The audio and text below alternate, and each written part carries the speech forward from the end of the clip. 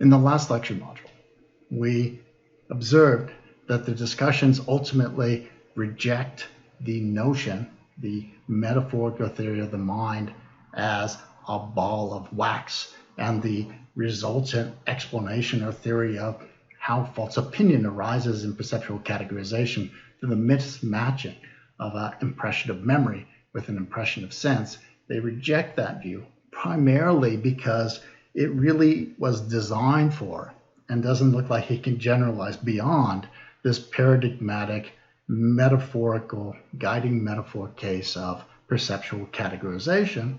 But Plato wants a general account of what it is to have a false opinion, what it is to reason incorrectly or to come to a false belief, things of this nature. And so they introduce a new metaphor based on a more ideally nuanced notion of what it is to know something.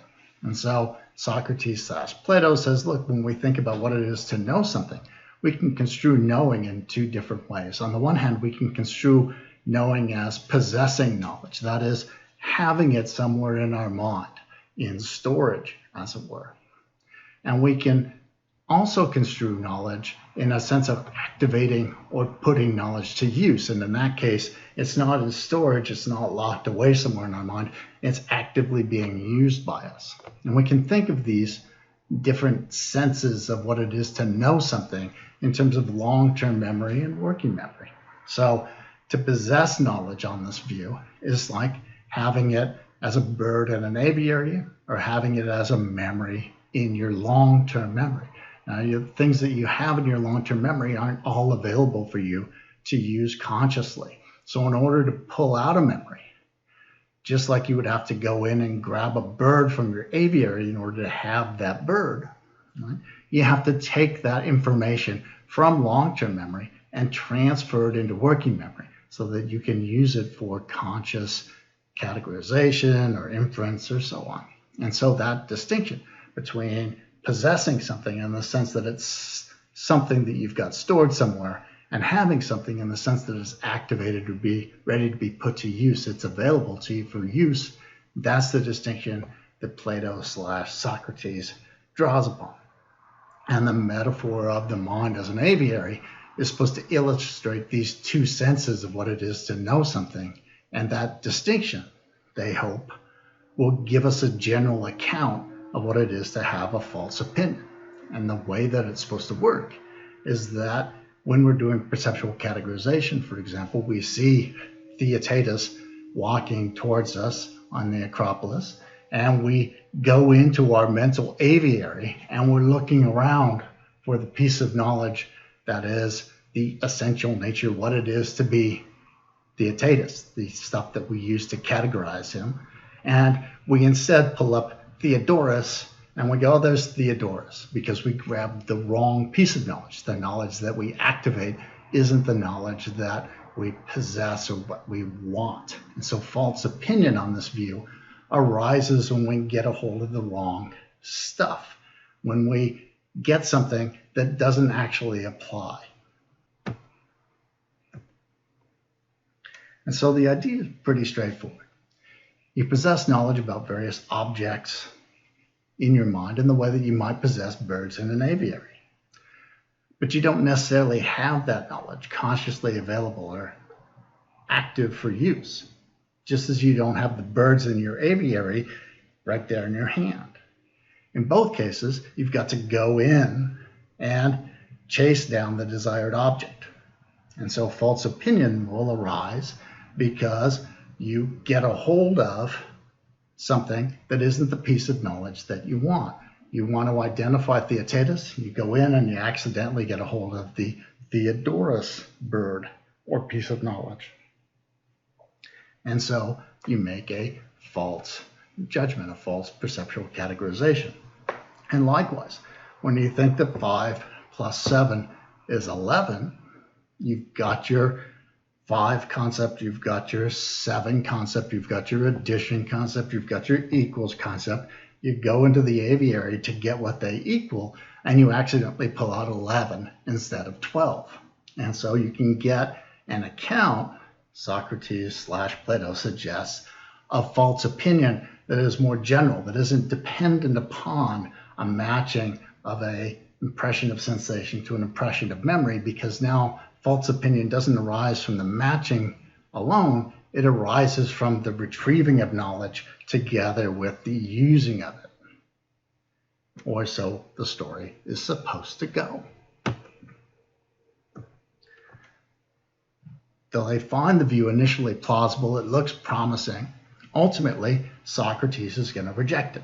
He says, how can a person, he says man, but we'll substitute in a real gender neutral term, who has knowledge of anything be ignorant of that which she or he knows, not by reason of ignorance, but by reason of his or her or his own knowledge.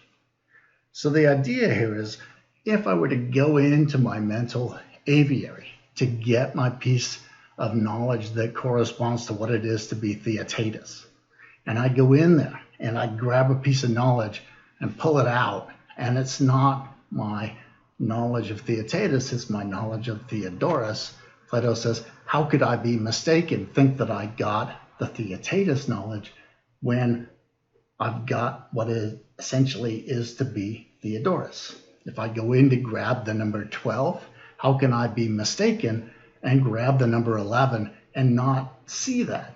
Because my knowledge of these things tells me exactly what it is to be them. It would be impossible for me to confuse 11 with 12. That was the problem that we began with. If we have knowledge that is of essential natures, that is definitive and characteristic of the things known, then when we grab that piece of knowledge, it would be impossible for us to not recognize what it's a piece of knowledge about. So I can't grab what it is to be Theodorus without recognizing that it's Theodorus's essential nature and not Theaetetus's essential nature. And so Socrates is in effect asking how we could know what a bit of knowledge we want and get some bit of knowledge that's not that and still think we have what we want. How can we go in to get 11, pull out 12, and then say, yeah, now I've got what I want? And in fact, what we find Plato saying through Socrates is that now what we've done with this metaphorical theory of the mind as an aviary, this distinction between possessing and having knowledge, is we've essentially recreated our problem of perceptual categorization to begin with. Remember, we worried about false opinion precisely because we said, look, if I know exactly what it is to be a triangle, it's a three-sided enclosed planar figure, then how could I possibly be mistaken about what it is to be a triangle or misapply what it is to be a triangle to perceptual categories? If I know exactly what it is, the individually necessary and jointly sufficient properties to be an instance of that kind, how could I ever misapply it? And similarly, if my knowledge inside the aviary is of that nature, how could I ever go in, grab a piece of knowledge, look at it, and think that it's anything but the piece of knowledge that it is? How could I pull out my knowledge of a triangle without seeing that it's a triangle, my essential nature of a triangle, how I define and understand triangles, and not how I define and understand circles? So in effect, Plato says, I haven't solved my problem. I've just taken my problem from a mind-world interaction to a sort of mind-to-mind interaction, to a possession-having interaction. I haven't actually solved the problem. Now, Theaetetus, he's given it his all. He suggests, well, maybe what we have here is we go into our aviary, and inside there is all that knowledge stuff, but there's also bits of ignorance that are mixed in with the bits of knowledge, so that we can go in to get that essential nature of Theaetetus, or that definitive characterization of triangularity. And instead of grabbing that, we grab a bit of ignorance, an incorrect characterization of Theaetetus, or of triangularity, or of Theodorus, or so on. But as Plato points out, right, that doesn't get us any farther, because if ignorance is mixed in with knowledge, we still are going to go in, grab something, and think that it is what it is, and not what it isn't. So if I go in and I grab my bit of knowledge of a triangle, right, then I know what it is. I know that it's not a bit of ignorance. I know that it's not a circle. It's not a square.